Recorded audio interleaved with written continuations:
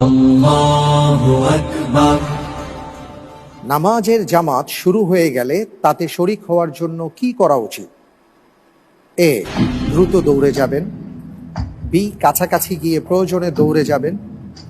C, ধীরস্থিরভাবে হেঁটে যাবেন। D, দ্রুত হেঁটে যাবেন। জামাত হচ্ছে, সেই জামাতকে ধরার জন্য আমার কি করা উচিত?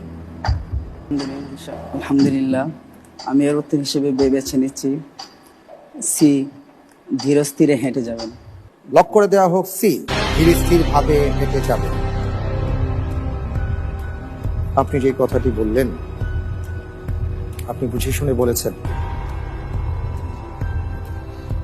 আমরা তো দেখি যখন জামাত দাঁড়িয়ে যায়, আমরা যে যেখানে থাকি আপ্রাণ চেষ্টা করি সেই জামাতে শরীক হওয়ার জন্য। এবং এই ক্ষেত্রে আপনি দৌড় বলেন বা আরো কিছু বলেন, কোনো কিছু করার ক্ষেত্রে আমরা কার্পণ্য করি না। আপনি যে উত্তরটি দিয়েছেন, আপনার উত্তরটি সঠিক হয়েছে। আলহামদুলিল্লাহ। আলহামদুলিল্লাহ। জি, ধীরস্থিরভাবে আমরা হেঁটে যাব।